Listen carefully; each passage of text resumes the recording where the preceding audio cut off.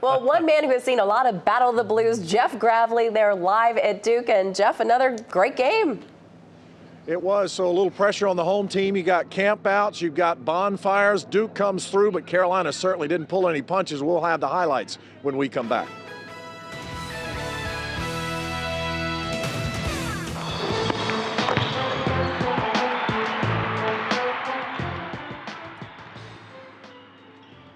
The issue with Carolina this season hasn't been about talent. It's been about consistent effort. They gave it tonight, and Duke has to respond. You wouldn't expect any more in a Battle of the Blues.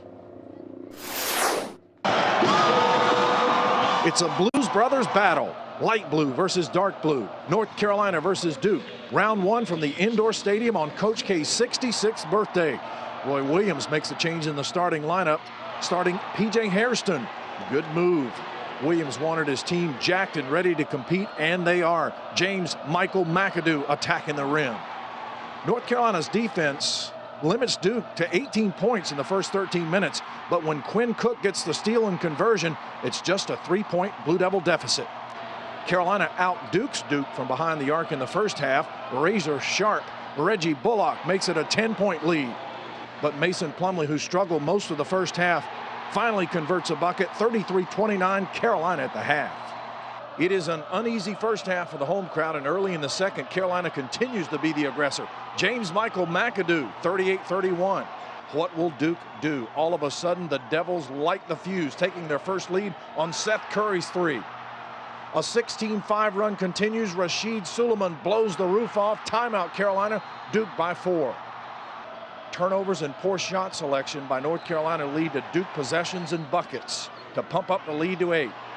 Duke clutch down the stretch. Plumlee with 18 and 11. Quinn Cook 18. Duke remains undefeated at home, 73-68. Blue Devils remain 2 games behind Miami, which won tonight. Let's head into the winning locker room for some post-game reaction. Win, what turned things for you guys in the second half? Rebounding. We gave them a lot of second chance points, and, we cut down on the turnovers.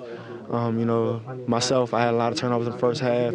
We had some turnovers that led them to some fast break threes, fast break points. Seth, is shooting threes contagious? You had just missed one. Tyler makes one, and then you guys go on a run. Yeah, it gives you confidence when you see one of your teammates make it, and like you said, it's contagious, and we can string some runs together where we hit 3 or 4 threes. No matter what the record is on each side, the game is going to be a hard-fought one, and we knew that coming in. And they kind of threw the first punch, but that just shows a lot of character from this team. And no matter how far we're down, we're going to believe in each other, and we're going to fight together and try to gnaw and scratch and do whatever it takes to get back to the top and win.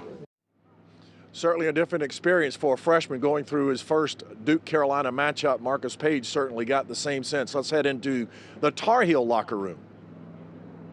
If you weren't looking at rankings or anything, you would think we were in the top 10 the way we came out and started playing. And I mean, this is how we have to start every single game instead of coming out slow and letting teams jump on us from the get-go.